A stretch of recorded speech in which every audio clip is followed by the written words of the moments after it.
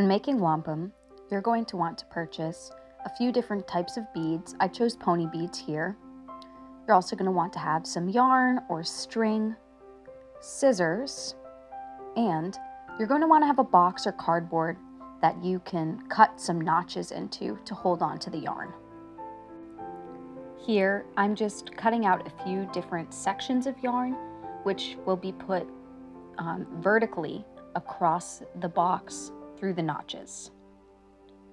I'm going to tie a knot in the top. I'm going to do it twice to make sure that it's nice and thick so that it fits into the little crevice created by the notches that I cut.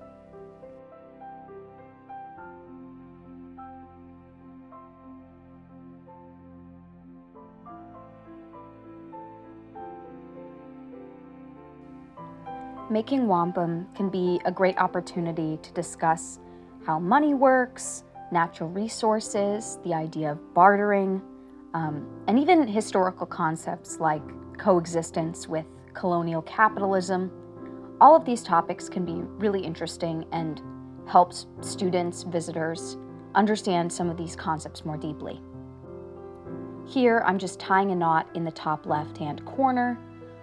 You're welcome to do that on the right side, but I prefer doing it on the left because I'm a righty. I'm also just threading the yarn with a plastic needle that I bought. You can find these in any section where there's crocheting or knitting materials. I'm just going to weave it through each of the strings. This is just kind of to set up for when we use the beads. We want to make sure that there's some structure ahead of them and behind them at the end of the project.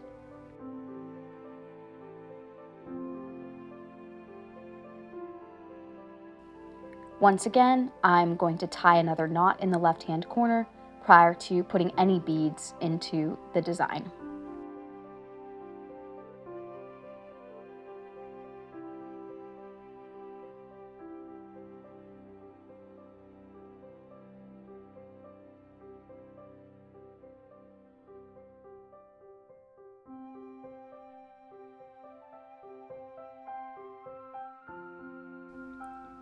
Here, I'm going to start putting my beads onto my needle. As you can see, I have 7 beads here. I like odd numbers because it allows you to have a focal point bead in the center of the design. All that we're going to do is we're going to pull the line of beads down the thread or the yarn. Don't mind my cat Thor messing with the yarn. We're going to bring them all the way to the end of our yarn, our main looming thread, as seen here. And what we're going to do is we're then going to take our needle and bring it underneath the design. I'm just demonstrating here that each individual bead is going to sit in between the structural yarn.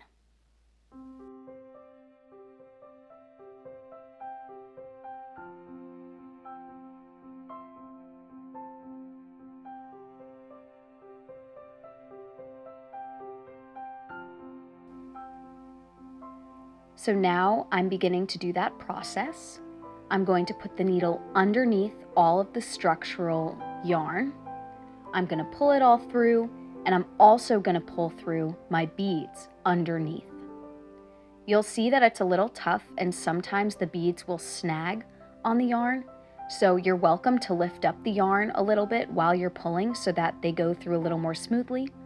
But even if this happens, all you have to do is just push each structural line in between each bead, and the design will sort itself out.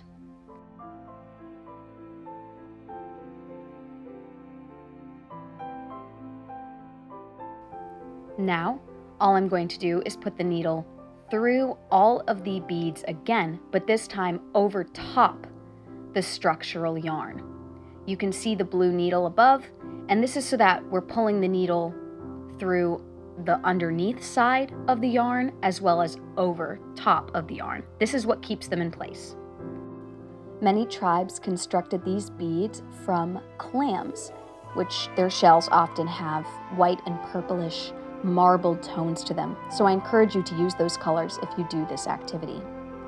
It used to act as a monetary system, more as a bartering system, which did work between settlers and natives until the settlers started to actually commodify them and overproduce their own version of wampum.